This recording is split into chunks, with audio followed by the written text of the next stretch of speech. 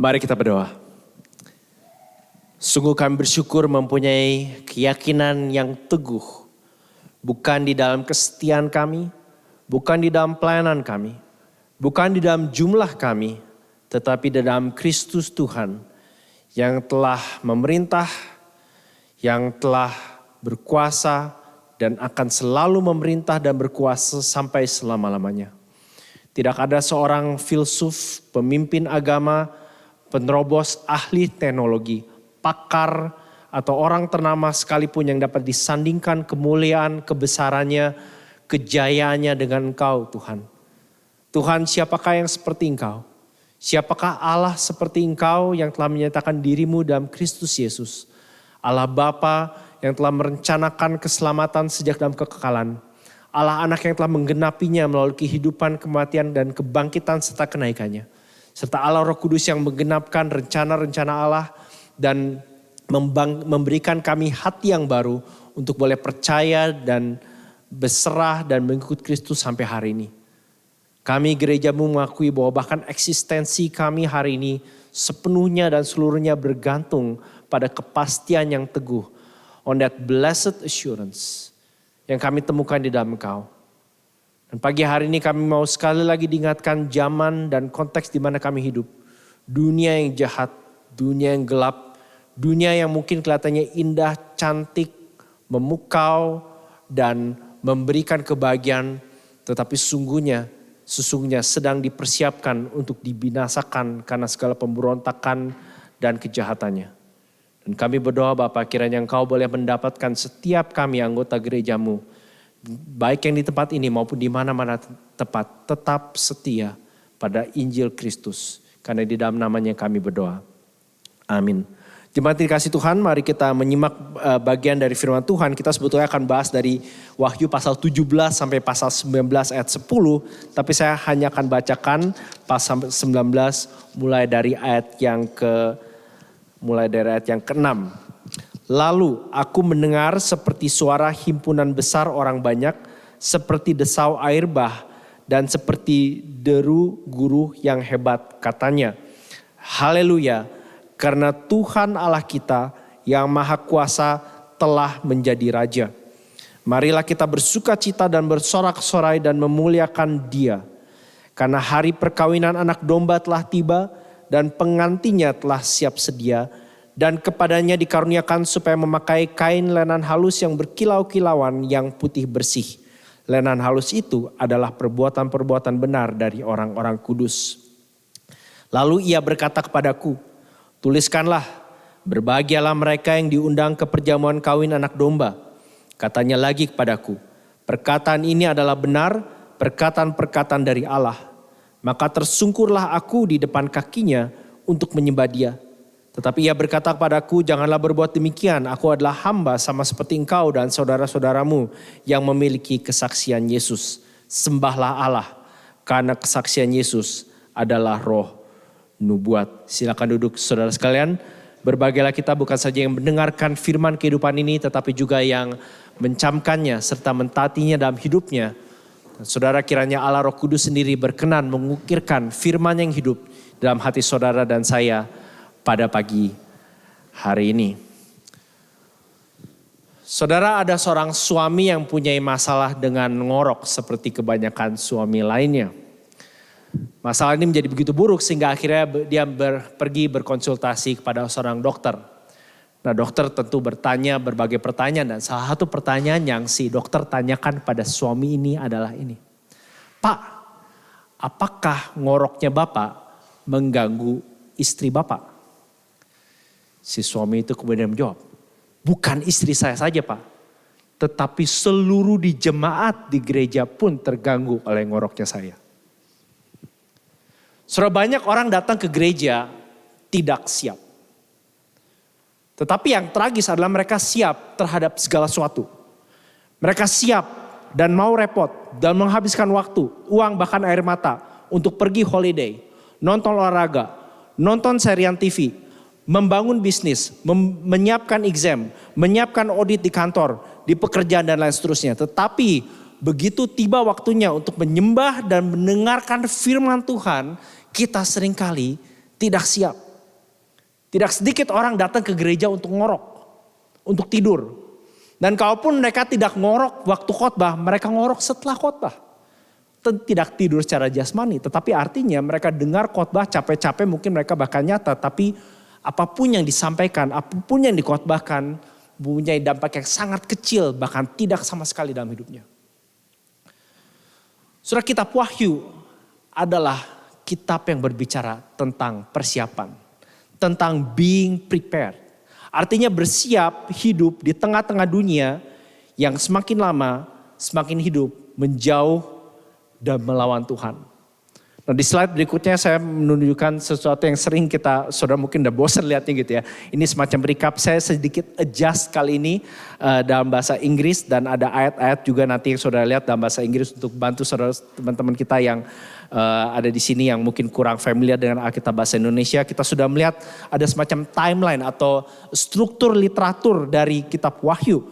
Mulai dari pasal 4, 5, pasal 6 kalau saudara lihat ada 7 meterai, pasal 8 sampai 11, 7 trompet, 7 sangkakala yang sudah kita lihat.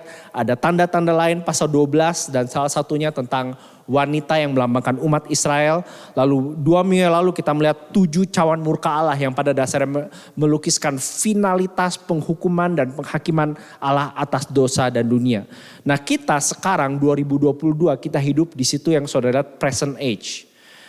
Saya sengaja gambar itu kalau saudara bisa lihat semakin ke kanan itu intensitas dari kejahatan dan kegelapan manusia itu semakin gelap dan semakin intens.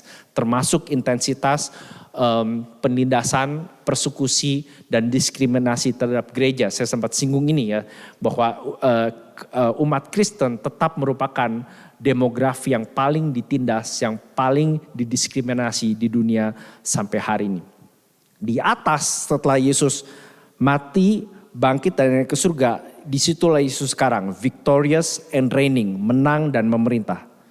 Nah, saudara bersyukur bahwa 3 khotbah berikutnya, maksudnya khotbah hari ini, khotbah minggu depan, dan khotbah 2 minggu setelah itu adalah 3 khotbah terakhir dari kitab yang sangat panjang ini. Dan itu disitulah kita akan melihat 3 hal yang ada di sebelah paling kanan. Yang akan kita lihat sekarang itu final judgment, penghakiman akhir. Ya saya kasih tanda, you are here. Jadi saudara tahu kira-kira dari buku Wahyu kita ada di mana. Lalu minggu depan kita akan melihat final victory. Dan 2 minggu setelah itu kita akan menyimpulkan dengan melihat langit dan bumi yang baru. Tetapi seperti saya sempat sebutkan mulai dari khususnya khotbah 2 minggu lalu tentang 7 cawan murka Allah. Bagian-bagian ini emang ada bagian-bagian yang sangat violent dengan sangat gelap. Karena disinilah Allah betul-betul menggilas habis kejahatan pemberontakan manusia melawan dia sebelum ia menjemput umatnya dan Yesus menyatakan kemenangan finalnya. Kalau saudara perhatikan di slide berikutnya, big idea dari khotbah hari ini adalah ini. Hidup kita sehari-hari menunjukkan apakah kita sedang mempersiapkan diri untuk dibinasakan bersama-sama dengan dunia atau untuk bahagia bersama dengan anak domba. Our lives today show whether we are preparing ourselves to be destroyed with the world or to be blessed with the Lamb. Dan saya hari ini mau mengajak kita semua untuk berhenti berkompromi dengan dunia dan segala kejahatannya dan setia mengikut Yesus yang akan datang dan melenyapkan segala kejahatan. Nah saudara seperti tadi saya sebutkan ini adalah kelanjutan dari 2 minggu lalu. Kalau saudara perhatikan, kalau saudara buka Alkitab, nah ini saya mau mulai kalau saudara bawa Alkitab entah di app atau di Alkitab fisik, saya sangat encourage saudara membuka. Kita nggak akan ada waktu untuk lihat setiap detailnya, tapi saya harap saudara bisa keep track sepanjang khotbah ini mulai dari pasal 17. Tapi saya mau mundur sedikit satu pasal, di akhir pasal 16, saudara akan melihat ada 2 cawan. Ya, cawan ke-6 itu penghancuran atau destruction dari timur, dan cawan ke-7 adalah di mana Allah secara total akan menghabiskan kejahatan dan penderitaan. Nah yang kita akan lihat di pasal 17 sampai pasal 19 adalah semacam eksposisi dari cawan ke-6 dan cawan ke-7. Jadi kalau bisa dibilang misalnya cawan ke-6, ke-7 itu di pasal 16 hanya diceritakan sepintas. Di sini sepertinya kameranya zoom in dan kita melihat secara detail apa sih yang terjadi waktu Allah betul-betul membinasakan dan menghancurkan kejahatan dan pemberontakan. Nah, saudara, khotbah saya hari ini hanya 2 poin. Ini poin yang pertama. Mereka yang mengejar atau berkompromi dengan dunia ini akan mengalami kehancuran yang dahsyat dan final. Itu pasal 17 sampai pasal 18 ayat 3. Those who chase or compromise with the world will experience a terrible and final destruction. Mari kita simak di slide, saya akan baca beberapa ayat pertama di pasal 17. Lalu datanglah seorang dari ke-7 malaikat yang membawa ke-7 cawan itu dan berkata kepadaku, mari ke sini, aku akan menunjukkan padamu putusan atas pelacur besar, great prostitute ya, yang duduk di tempat yang banyak airnya. Dengan dia raja-raja di bumi telah berbuat cabul dan penghuni-penghuni bumi telah mabuk oleh anggur percabulannya. Dalam roh aku dibawanya ke padang gurun dan aku melihat seorang perempuan duduk di atas seekor binatang yang merah ungu yang penuh tertulis dengan nama-nama hujat. Binatang itu mempunyai 7 kepala dan 10 tanduk. Dan perempuan itu memakai kain ungu dan kain kirmis yang dihiasi dengan emas, permata dan mutiara.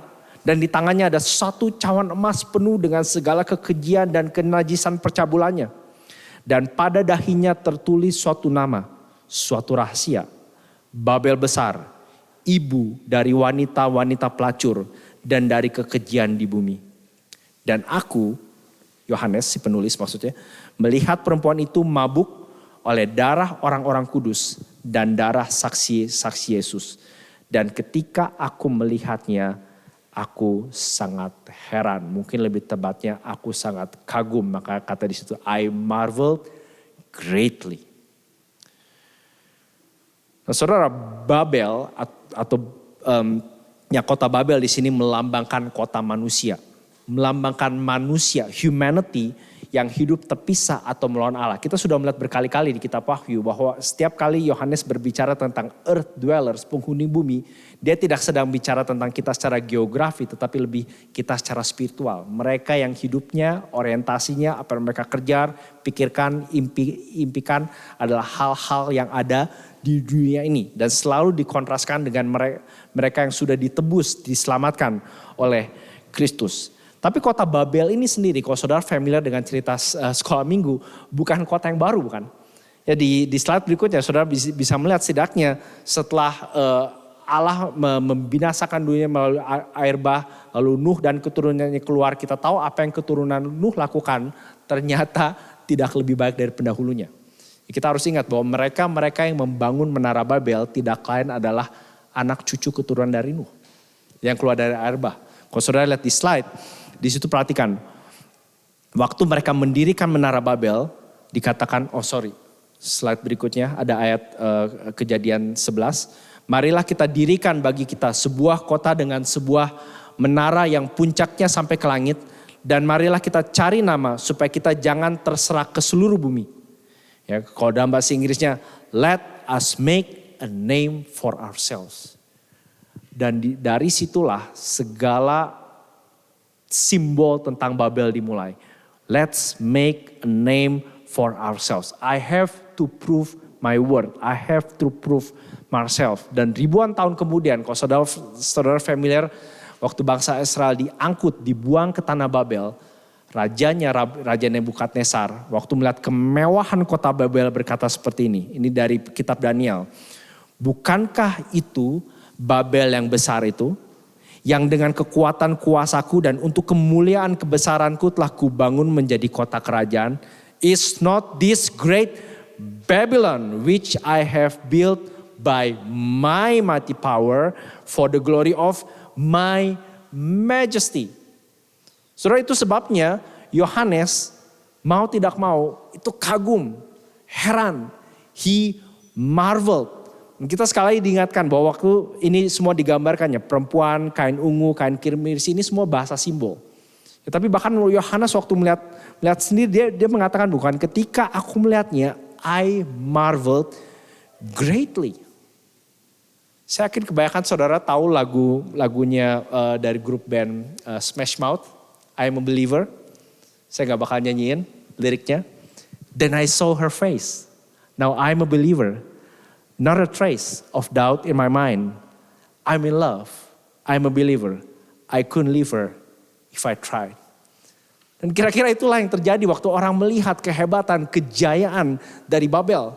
Begitu berkilauan, begitu indah, begitu cantik. Seperti seorang pelacur yang pakai baju begitu mewah dengan hias-hiasan permatanya. Well, untuknya kita nggak berhenti di situ karena nggak lama setelah digambarkan Yohanes itu terpukau dan mulai menyanyikan lagu Smash Mouth. Dia rupanya dijitak sama malaikat gitu ya. Ayat 7, wah nggak dijitak sebetulnya saudara. Lihat di Alkitab sendiri gitu ya. Lalu di slide ya. Lalu kata malaikat itu padaku, mengapa engkau heran? Why are you marvel? Why do you marvel? Aku akan mengatakan padamu rahasia perempuan itu dan rahasia binatang yang memikulnya. Binatang yang berkepala 7 dan bertanduk 10 itu. Adapun binatang yang telah kau lihat itu telah ada namun tidak ada. Saudara perhatiin ini kontras dari setiap kali mereka menggambarkan Allah Yahweh, bukan? Ya, yang dulu ada, sekarang ada dan akan ada. Ini apa? Telah ada namun tidak ada. Ia akan muncul dari jurang maut dan ia menuju pada kebinasaan. Itu sudah dikasih tahu endingnya seperti apa. Dan mereka earth dwellers ya, mereka yang diam di bumi, yaitu mereka yang tidak tertulis dalam kitab kehidupan sejak dunia dijadikan, akan heran apabila mereka melihat bahwa binatang itu telah ada namun tidak ada. Dan akan muncul lagi, sepertinya kalah terus bangkit. Sekali lagi mengkopi ya, menjiplak kebangkitan kemungkinan. Ayat 9, yang penting di sini adalah akal yang mengandung hikmat. Ketujuh kepala itu adalah 7 gunung yang di atasnya perempuan itu duduk. Ketujuhnya juga adalah 7 raja. 5 diantaranya sudah jatuh, yang 1 ada dan yang lain belum datang. Dan jika ia datang, ia akan tinggal seketika saja. Nah saudara, terus terang kalau saudara baca ini saja dan saudara pikir itu artinya apa? Well, kebanyakan komentator dan teolog juga nanya yang sama. Itu artinya apa? Ya, ada banyak perdebatan, tapi intinya ini.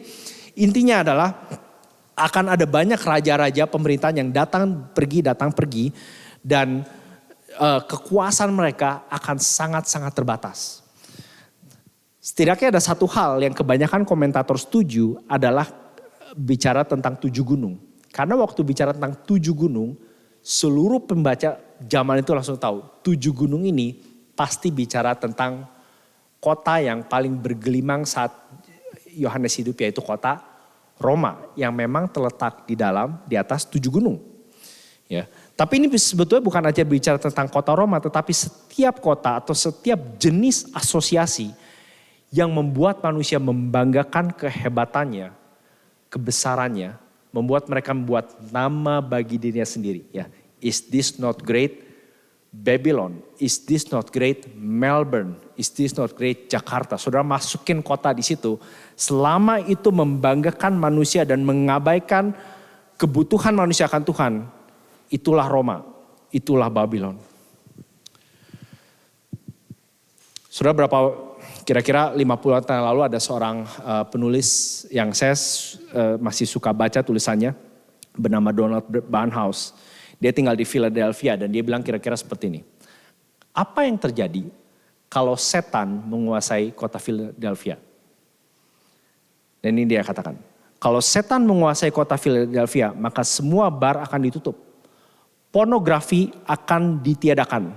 Jalan-jalan akan sangat bersih, penuh dengan penduduk yang rapih, yang sopan, yang tersenyum satu sama lain. Tidak akan ada sumpah serapah dan setiap anak-anak setiap kali disuruh pada orang tuanya akan bilang, iya ma, iya pa. Dan gereja akan penuh dengan orang. Tetapi Kristus tidak akan dikhotbahkan. Apa yang terjadi kalau setan menguasai Philadelphia, Jakarta, atau Melbourne? Dia akan membuat kota itu menjadi begitu indah, begitu rapi, begitu teratur, begitu organized. Mungkin bisa jadi masuk ke salah satu kategori livable city in the world. Gerejanya mungkin penuh aktivitas. Tapi tanpa Kristus. Kristus tidak dikhotbahkan, tidak ditinggikan. Jadi di sini si pelacur Babel menggambarkan orang-orang yang mengejar dunia atau berkompromi dengan dunia.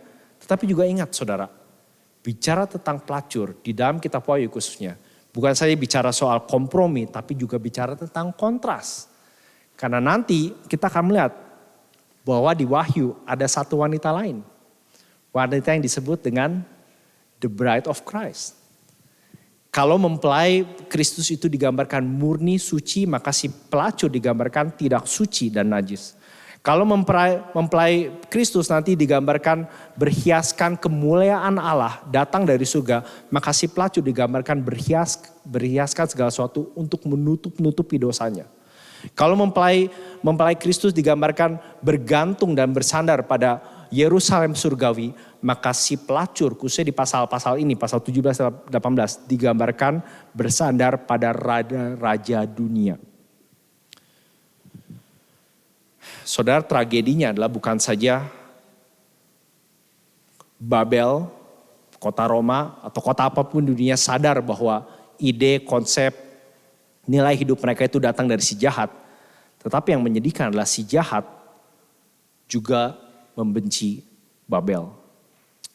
Saudara perhatikan di slide ya, ayat 15-18. Lalu ia, si malaikat berkata kepadaku ya, semua air yang telah kau lihat di mana pelacur itu duduk adalah bangsa-bangsa dan bangsa-bangsa dan rakyat banyak dan kaum dan bahasa.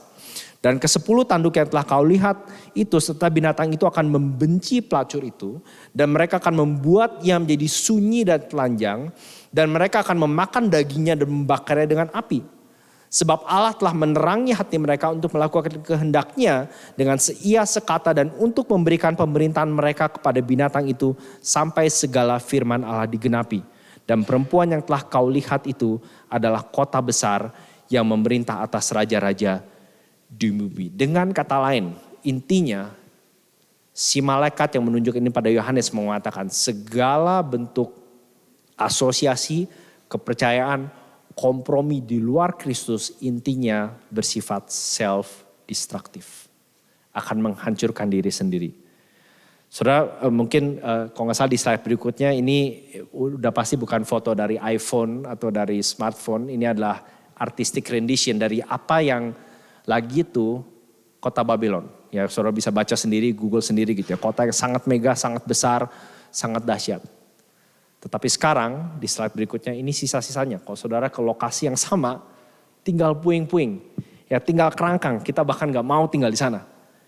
Tapi itulah yang terjadi untuk setiap kultur dan budaya bagaimanapun powerful dan dahsyatnya. Bahkan disebut sebagai negara superpower sekalipun itulah nasib mereka hari ini. Di abad 18 ada seorang yang menulis tentang kejatuhan kerajaan Roma. Dan dia mengatakan bahwa yang membuat kerajaan Roma akhirnya tumbang adalah 5 hal. Nah saudara perhatikan, apakah 5 hal itu kita lihat di negara-negara besar atau negara-negara yang paling berkilauan hari ini. Yang pertama, bertambahnya cinta akan penampilan dan kemewahan. Bertambahnya gap, ini yang kedua. Yang pertama kemewahan, yang kedua bertambahnya gap antara yang sangat kaya dan yang sangat miskin. Yang ketiga, bertambahnya obsesi dengan segala sesuatu yang bersifat seksual. Yang keempat, bertambah aneh dan tidak wajarnya karya seni. Dan seringkali karya seni yang aneh dan tidak wajar ini digambarkan sebagai sesuatu yang otentik, yang original.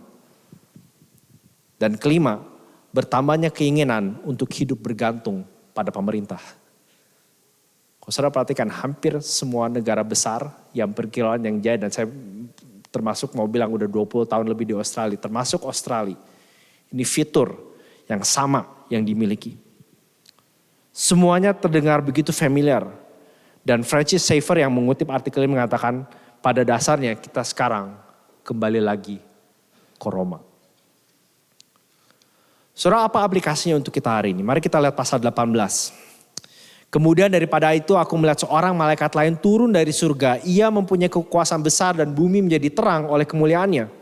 Dan ia berseru dengan suara yang kuat katanya, sudah rubuh Babel kota besar itu.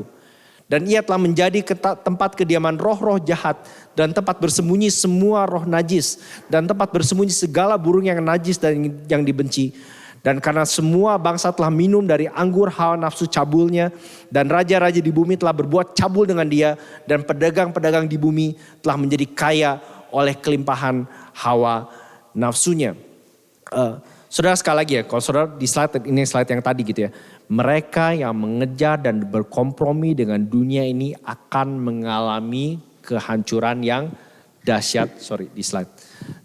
Dan final ya. Those who chase or compromise with the world will experience a terrible and final destruction. Saudara, apakah kita menyadari bahwa di balik kemewahan, kegemilangan dunia ini, kita sebutnya tinggal di dunia yang sangat-sangat rapuh dan bahkan yang cara berpikirnya, konsep berpikirnya, apa yang ditawarkan itu sebetulnya lebih dipengaruhi si jahat daripada Kristus. Saudara, bagaimana dunia hari ini telah menipu atau menarik hatimu dan hatiku jauh dari Kristus. Apakah ada area dalam hidup kita di mana kita kedapatan mengejar atau berkompromi dengan dunia ini? Apakah ada certain lifestyle yang entah kita sedang lakukan sekarang atau yang sedang kejar yang bagi kita itu non-negotiable. Aku harus dapetin itu, aku harus kejar dan lakukan, kalau enggak aku enggak bakal happy. Dan wahyu selama ini berulang kali bukan menunjukkan dunia seperti apa yang Tuhan lihat. Tempat di mana manusia memberontak melawan Tuhan dan yang pemberontakannya sebentar lagi akan dihakimi dan dibinasakan. Saudara, kalau saudara perhatikan di Perjanjian Lama, sebetulnya kita kan bicara kalau penghakiman akhir itu nanti waktu Yesus datang. Tapi saya baru-baru ini baru ngeh gitu saudara ya. Kalau kita lihat di Perjanjian Lama sebetulnya berulang kali kita udah semacam dikasih preview. Saya kasih berapa contoh. Di Daniel dan Esther, setiap kali certain story selesai, itu entah umat Tuhan akan dibenarkan, hasilnya adalah judgment bukan. Umat Tuhan dibenarkan dan musuhnya dihakimi. Daniel misalnya, waktu dia keluar dari gua singa, ya kalau kita cerita sekolah minggu, kita cuma ceritanya keluar gua singanya. Kita nggak, saudara kalau baca Daniel, saudara nggak tahu endingnya kan ya. Endingnya apa? Daniel keluar dari gua singa, siapa yang masuk? Musuh-musuhnya Daniel, bukannya musuh-musuhnya, dengan seluruh keluarganya dijeblosin ke gua singa. Jadi selalu ada yang dibenarkan dan ada yang dihancurkan. Esther, cerita satu lagi, kalau saudara tahu cerita Esther, apa yang terjadi dengan Esther? Orang Yahudi diselamatkan, bahkan bisa mengalahkan musuh-musuhnya. Haman yang memprovokasi supaya orang Yahudi bunuh, akhirnya digantung dan anak-anaknya dibantai semua habis. Ya, jadi kita sudah mendapatkan preview penghakiman akhir itu seperti apa. Entah umat Tuhan dibenarkan dan musuhnya dibinasakan, atau mereka yang patut dibinasakan menerima belas kasihan. Seperti Yusuf. Di akhir cerita Yusuf apa yang terjadi? Saudara-saudara tahu bahwa mereka pantas dibinasakan. Tetapi Yusuf tidak, dia menunjukkan mercy. Artinya dari pola ini kita bisa belajar bahwa pada hari penghakiman nanti tidak akan ada yang namanya orang yang bakal bilang, God you are not fair. Saudara bisa yakin itu. Ada banyak hal yang saya nggak tahu, kalau saudara tanya ngomong sama saya ada 1001 hal yang saya nggak tahu, mungkin lebih gitu ya. Tapi satu hal yang saya yakin berdasarkan firman Tuhan, satu hal yang satu pun manusia nggak bakal bisa bilang sama Tuhan, God this is not fair. Karena setiap dari kita entah akan menerima keadilan atau mercy. Tetapi kita tidak akan pernah menerima injustice. Kita tidak akan pernah menerima ketidakadilan. Makanya tadi saya katakan di katekismus, hanya ada dua jenis manusia. Entah kita sekarang sedang berjalan bersiap menghadap untuk dihancurkan oleh murka Tuhan. Atau seseorang sudah menggantikan murka itu di belakang kita. Jadi entah murka itu di depan kita atau di belakang kita. Saudara gak bisa bilang, Pak saya mau yang in between. Gak ada. Ya. Dan gak ada bukan karena saya pendeta atau saya lebih tahu dari saudara. Alkitab yang bilang. Jadi kalau saudara argue gak setuju, saudara bukan gak suka sama saya. Saudara tuh gak suka sama yang nulis buku ini. Ya. Jadi entah murka di depan kita atau murka di belakang kita. Nah saya assume ya kalau saudara mendengarkan ini dan saudara belum ngorok dari tadi. Tidak satu pun dari kita mau mengalami yang disebut itu ya. A terrible and final destruction. Nah alternatifnya apa? Ya puji Tuhan ada alternatifnya. Alternatifnya ada poin kedua saya khotbah hari ini. Mereka yang setia dan rela menderita mengikut Yesus akan menikmati kebahagiaan yang aman dan kekal. Itu mulai dari pasal 18 ayat 4 sampai pasal 19 ayat 10. So those who are faithful and sacrificially following Jesus will enjoy a secure and eternal blessedness. Mari kita lihat ayat keempat. Lalu aku mendengar suara lain dari surga berkata, pergilah kamu, hai umatku, pergilah daripadanya supaya kamu jangan mengambil bagian dalam dosa-dosanya dan supaya kamu jangan turut ditimpa malapetaka-malapetakannya. Sebab dosanya telah bertimbun-timbun sampai ke langit dan Allah telah mengingat segala kejahatannya. Dan saudara di Alkitab saudara bisa baca sedikit lebih detail, saya nggak bakal cover, saya yakin squad clear di situ. Intinya ini adalah panggilan bagi gereja untuk keluar, untuk escape, untuk lari. Tapi saudara ini bukan ganti alamat, bukan kalau gitu yuk kita pindah dari Melbourne gitu ya ke Sydney, ya gak beda jauh gitu ya kalau Melbourne ke Sydney gitu ya, sama-sama Babylon kalau menurut saya gitu. Atau jangan kayak kemarin lagi pemuda, kok gitu pindah Indonesia juga gak sama gitu. Saudara poinnya bukan ganti alamat saudara, poinnya di sini adalah ganti hati. It's not about change of address, it's about change of heart. Soal pertobatan, di sini sebetulnya ada panggilan bukan untuk meninggalkan Babel, tapi untuk hidup berbeda dari Babel. Untuk menolak hidup seperti orang-orang Babel, seperti orang-orang Roma, seperti orang-orang Melbourne, seperti orang-orang Jakarta, seperti orang-orang duniawi, seperti earth dwellers. Dan kalau saudara ragu sama anjuran atau panggilan ini, perhatikan dari ayat 7 sampai berikutnya sepertinya ditekankan lagi nasib dan apa yang terjadi pada Babel, bukan yang sangat menyedihkan. Ayat 7b, perhatikan. Si Babel ya, ini bicara tentang Babel. Sebab ia, si pelacur berkata dalam hatinya, aku bertahta seperti ratu. Aku bukan janda dan tidak akan pernah berkabung. Sebab itu segala malapetaka, ya itu ya. Lalu ada ini respon gitu ya. Sebab itu malapetakannya akan datang dalam satu hari. Yaitu sampar dan perkabungan dan kelaparan. Dan ia akan dibakar dengan api.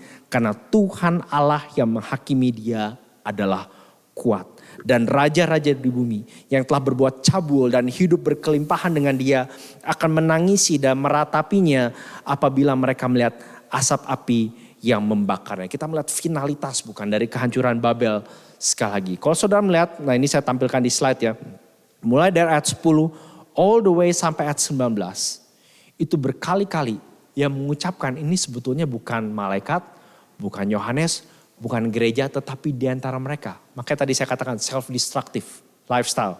Ya, perhatikan ayat 10 ya. Mereka akan berdiri jauh-jauh karena takut akan siksaannya dan mereka akan berkata, celaka, celaka engkau hai kota besar Babel, hai kota yang kuat sebab dalam 1 jam saja sudah berlangsung penghakimanmu. Artinya cepat banget.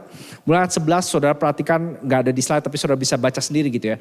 Pedagang-pedagang di bumi menangis dan berkabung dengan dia sebab tidak ada orang lagi yang membeli barang-barang mereka. Apa saja barangnya? Emas, perak, permata, mutiara, lenan halus, sutera, kain kirmizi, berbagai jenis barang, gading, kayu mahal, tembaga, besi, pualam, kuit manis, ya wangi-wangian mur, lembu, sapi, domba, kereta, budak, bahkan nyawa manusia. Dan mereka akan berkata ayat 14, sudah lenyap buah-buahan yang diingini hatimu. Dan segala yang mewah dan indah telah hilang daripadamu dan tidak akan ditemukan lagi. Ayat 15, celaka, celaka kota besar yang berpakaian lenan halus dan kain ungu dan kain kirmisi yang dihiasi dengan emas dan permata dan mutiara. Ini ngulang lagi ya apa yang dipakai oleh si pelacur ini ya. Sebab dalam 1 jam saja kekayaan sebanyak itu sudah binasa. Dan seperti apa ya, nada ironis, ingat saudara di pasal-pasal sebelumnya di mana mereka memuji-muji. Siapakah yang seperti binatang buas? Sekarang kebalikannya ayat 18. Kota manakah yang seperti kota besar ini? Dan mereka gak lagi mengagumi bangunannya saudara. Mereka sedang menangisi puing-puingnya. Puing-puing kehancurannya. Kota manakah yang hancur seperti puing ini. Makanya dibilangkan mereka melihat asap yang membakarnya. Mereka cuma bisa berdiri jauh-jauh. Dan ayat 19 mereka menghamburkan debu ke atas kepala mereka. Dan berseru sambil menangis dan meratap katanya. Celaka, celaka kota besar yang olehnya semua orang yang punya kapal di laut. Yang telah menjadi kaya oleh barang yang mahal. Sebab dalam 1 jam saja ia sudah binasa. Saudara, yang menyedihkan adalah, ini sebetulnya mengkonfirm apa yang kita lihat di pasal 15 dan 16, bukan? Penghakiman demi penghakiman dan hukuman demi hukuman Tuhan jatuhkan dan manusia tetap tidak bertobat. Bahkan waktu mereka mengatakan celaka, sudah lenyap, asasmen mereka benar, hati mereka salah. Perhatikan, karena mereka hanya menangisi apa yang mereka hilang. Ya, yang mereka tangisi, yang mereka dukai, yang buat mereka celaka adalah karena sekarang nggak bisa dagang, sekarang tidak bisa melangsungkan hawa nafsu mereka. Mereka hanya menangisi konsekuensi dari dosa mereka tanpa sedikit pun mau berbalik pada Tuhan mereka. Dengan kata lain saudara, mereka sebetulnya secara rohani tetap ngorok, masih tertidur. Can't be bothered to wake up, nggak peduli untuk bangun. Bagi saya saudara, ini mungkin bahaya yang jauh lebih besar bagi kita yang hidup di dunia entah barat atau dunia manapun yang relatif sukses dan nyaman.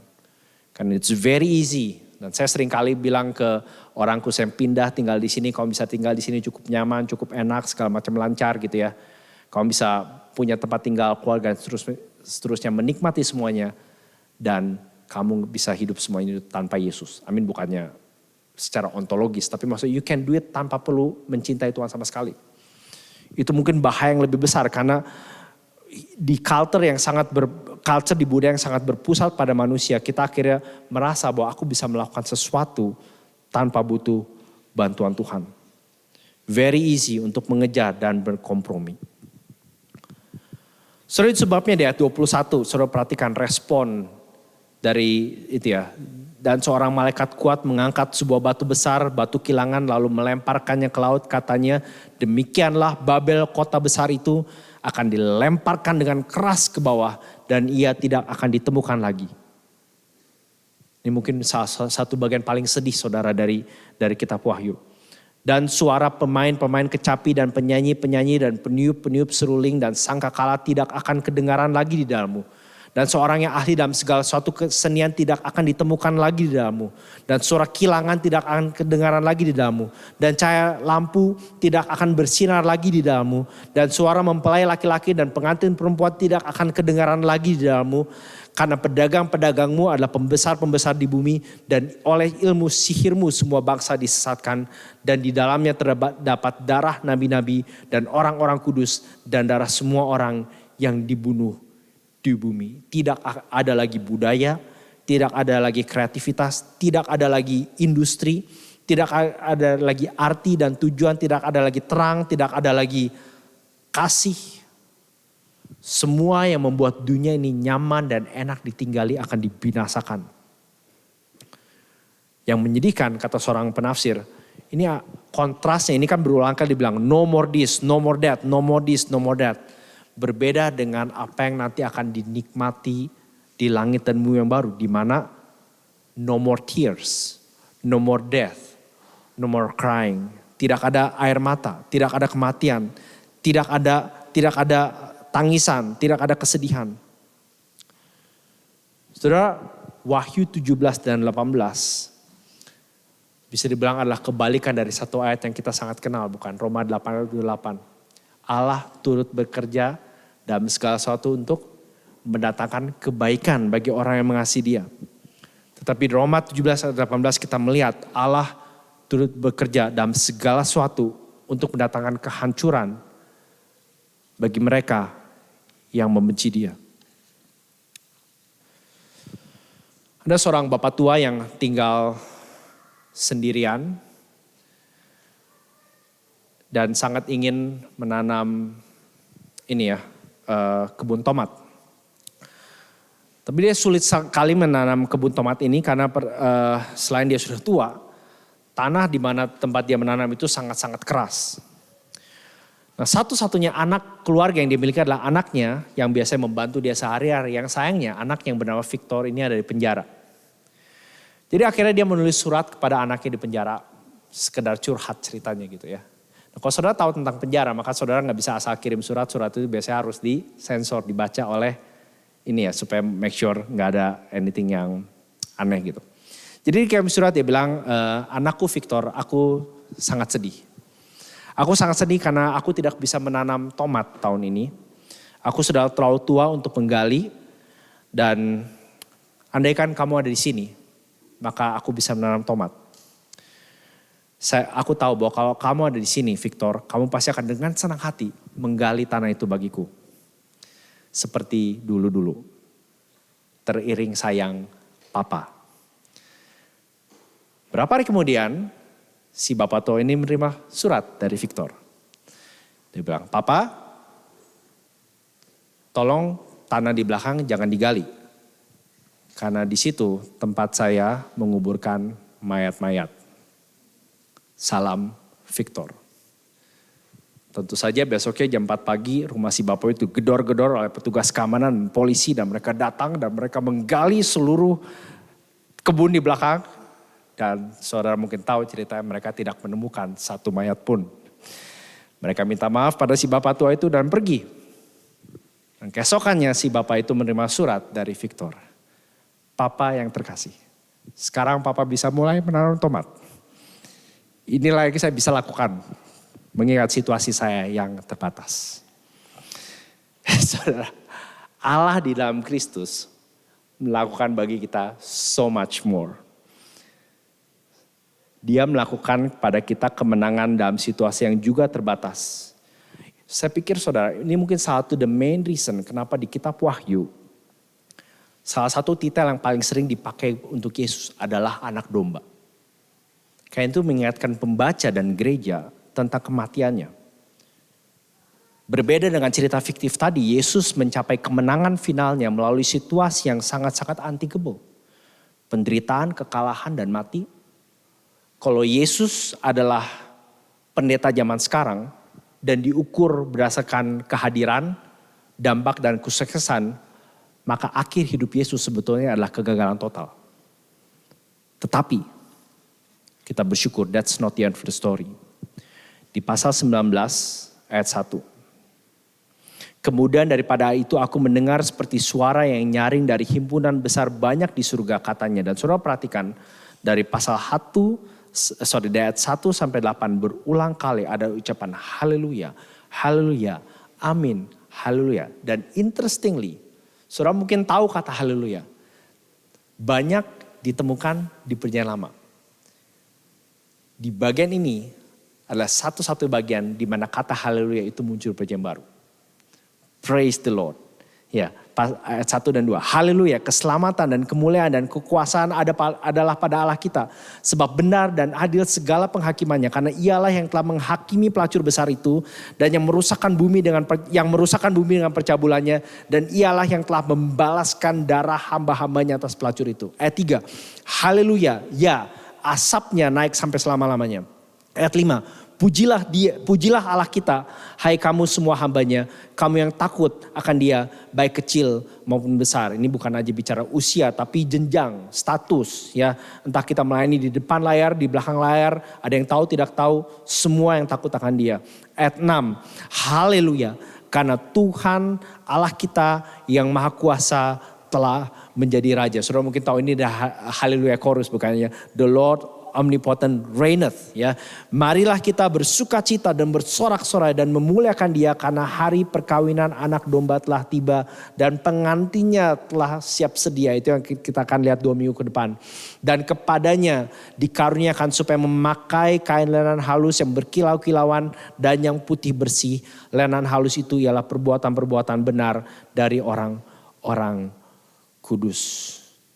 Saudara, apakah kita memuji Tuhan bukan sekedar karena hal-hal yang dia berikan karena situasi hidup kita, tetapi for who he is, untuk dirinya sendiri dan untuk apa yang telah ia lakukan di dalam sejarah dan melalui Kristus. Saudara, berapa sering kita berpikir dan merenungkan keberadaan dan kebesaran Tuhan. Sekali lagi bukan sekedar untuk hal-hal baik yang dikerjakan dalam hidup kita, tetapi untuk hal-hal yang dia lakukan dalam sejarah, untuk khususnya keselamatan dan anugerah keselamatan yang dia kerjakan melalui Kristus. Saudara, di tengah kita masa menderita, masa sulit, berapa sering kita terdorong untuk melayani Tuhan dan orang lain. Sebentar nanti kita akan menyanyikan lagu yang saya pikir harusnya menjadi respon kita, di mana kita mengatakan King of Heaven, we will answer the call. Kita akan berespon pada panggilanmu. We will follow, bringing hope to the world with passion and power to proclaim the gospel. Saudara, waktu Wahyu di sini berbicara tentang jubah putih, dia bukan saja bicara tentang jubah keselamatan yang Allah berikan pada kita, tetapi juga perbuatan baik yang Allah tuntut dari kita sebagai respon dari keselamatan itu. Saudara, di ayat 9 dan 10, ayat 9 kalau saudara lihat, perhatikan, si malaikat berkata, ia berkata padaku, tuliskanlah, berbahagialah mereka yang diundang ke perjamuan kawin anak domba. Katanya lagi padaku, perkataan ini adalah benar, perkataan-perkataan dari Allah. Saudara, ada 7 blessed sayings di dalam kisah Wahyu. Ya, pertama dibuka dari berbahagialah mereka yang membaca kitab ini. Dan nanti ada ketujuh, saudara bisa baca sendiri di pasal 22. Tetapi saya pikir it's quite interesting bahwa yang di tengah-tengah yang keempat adalah yang ini. Berbahagialah mereka yang diundang ke perjamuan kawin anak domba. Sekali mengingatkan kita bahwa at the end of the day, inisiatif dan panggilan Allah lah yang membuat saudara dan saya itu bisa setia, kalau kita lihat di slide berikutnya, dan rela menderita mengikut Kristus yang akan menikmati kebahagiaan yang aman dan kekal. Those who are faithful and sacrificially following Jesus will enjoy a secure and eternal blessedness. Saudara, apakah hidup kita menunjukkan bahwa kita sedang mempersiapkan diri untuk binasa bersama dengan dunia? Atau bahagia bersama dengan anak domba? Kalau saudara lihat di slide berikut, ini pada dasarnya menggambarkan 2 jalan. Ini cuma foto terus saya dengan kerja keras kasih tanda itu ya, Babylon or Jesus Christ. Enggak kerja keras saudara, easy. Ya, buat saudara yang tahu caranya. Ya, ada 2 jalan, mungkin kelihatannya serupa. Tapi kalau saudara lihat di slide terakhir, ini sekali lagi menggambarkan 2 pilihan hidup. Entah kita mengejar atau berkompromi dengan dunia ini, dengan konsekuensi mengalami kehancuran yang dahsyat dan final. Atau kita setia dan rela menderita mengikut Yesus, dan akan menikmati kebahagiaan yang aman dan kekal. Mari kita berdoa. Bapa dalam surga, kami sekali lagi gentar dan bersyukur Engkau menempatkan kami di hari ini dan di zaman ini. Dengan segala tantangan dan kesulitannya.